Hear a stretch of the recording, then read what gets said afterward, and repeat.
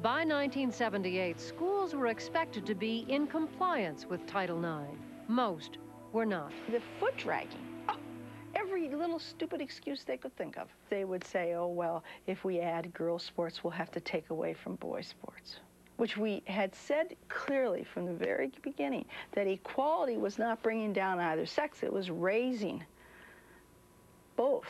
The questions in the Office for Civil Rights were, all right, how do we enforce this?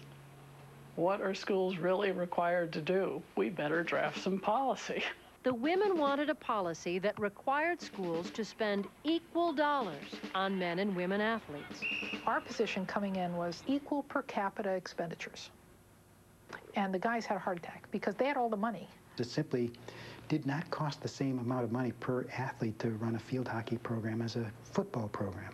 So it really is not. That is not correct. It costs only 47% of the total. And that is not true. This was an extremely contentious, hard-fought debate.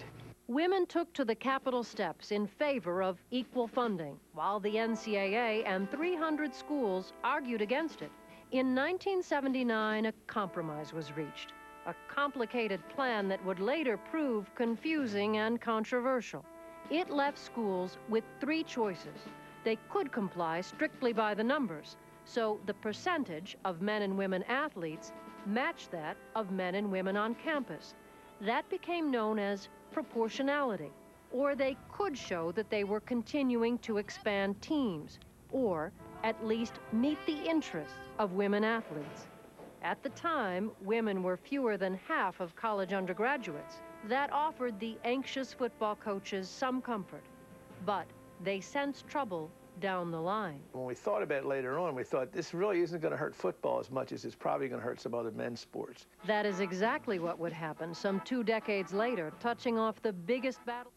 Throughout its history, college athletics had been plagued by scandal. Women athletic directors did not like what they had seen. 6 months ago, my office started an investigation of fixed basketball games. Recruiting excesses, financial excesses, ringers. Far too much money was being spent to play sports. The governing body for women's sports, the AIAW, wanted to start with a clean slate, apart from the controversial history of men's athletics. You were dealing with AIW, who had an entirely different philosophy to the NCAA. There was an athlete's Bill of Rights.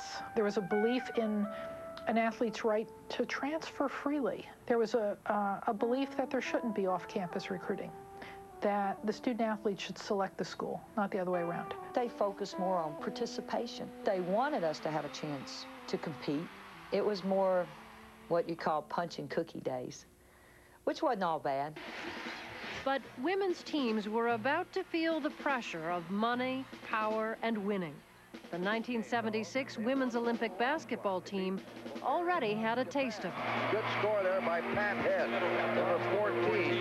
Pat is a PA instructor. It was a first for women. And we didn't know what we were doing. We went in there and just wanted to win. 2 of her teammates, Nancy Lieberman and Ann Myers, were among the first women to receive full athletic scholarships. Old Dominion's Nancy Lieberman is a sophomore stand-up. Lieberman at Old Dominion University and Myers at UCLA. Both led their teams to national championships. Nice play! If I had not gone to UCLA and played basketball there, that not only myself, but women's basketball would not have received the recognition. Myers would become the first woman to sign a contract with the NBA. I know there's a lot of guys that are better than me, but I think that my skills are equatable to some. The novelty of that was short-lived, but it still spoke to how people perceived women and the abilities that women had to play the game of basketball very competitively and play not only like the guys, but be able to go out and play with the guys. We really wanted to be like the men. We wanted those charter flights. We wanted the good locker rooms. We wanted the nice uniforms. We wanted to get the press coverage and certainly the crowds. By 1980, the pressure was on.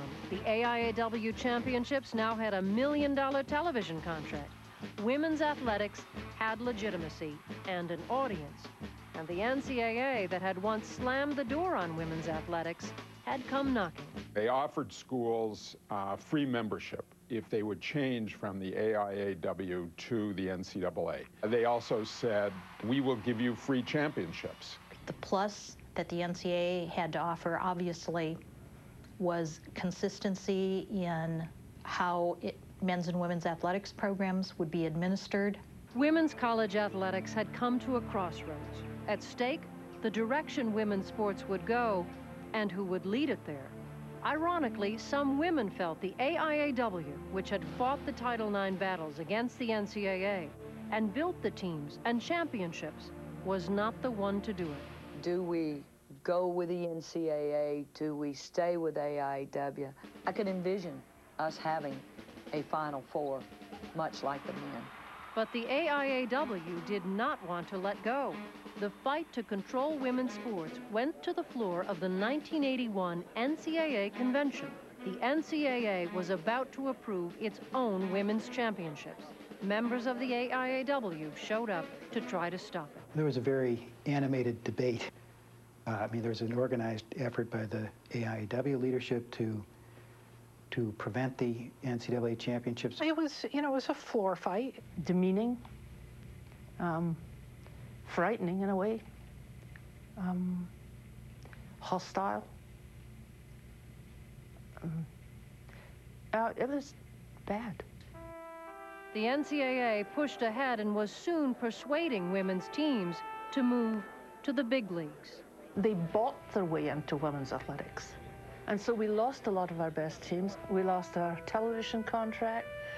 We lost one thing after another, and it just became increasingly apparent that we would not survive. The AIAW declared bankruptcy in 1982 and filed suit against the NCAA, charging it was a monopoly.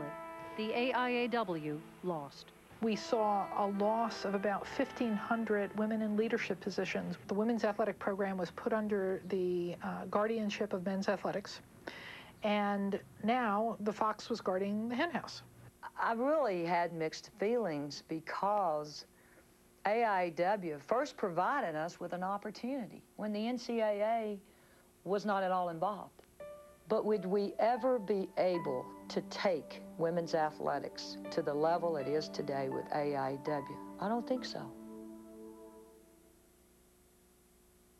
A decade after Title IX passed, a new generation of girls found doors that had been closed to their mothers were wide open to them. I started playing when I was 12 years old. I played, what did I play? I played softball that year, floor hockey, ran track, and eventually soccer came into the mix. In my childhood, sports were always a part of what I did, and I never encountered anybody who told me that I couldn't play. In colleges, women's athletics moved into arenas once reserved for men. Once the NCAA took it over in the early 80s, it became very much within the model of men's sports, and the recruiting became very competitive. One of the most highly sought, a 6'2" high school superstar from Riverside, California, who scored 105 points in a single game.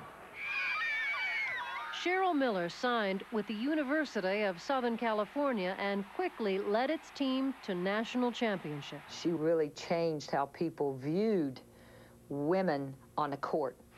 She had fire and passion, and she played like a boy, is what everybody said. Cheryl and I, we would go at it. Another talented teenager accepted a basketball scholarship to UCLA. Oh, that is just a school for me, but I never thought I would have an opportunity, to go there because I knew my parents couldn't afford to send me to UCLA. Jackie Joyner Kersey would soon make her indelible mark in track and field, but the law that had opened up the world for her and countless other women was facing trouble.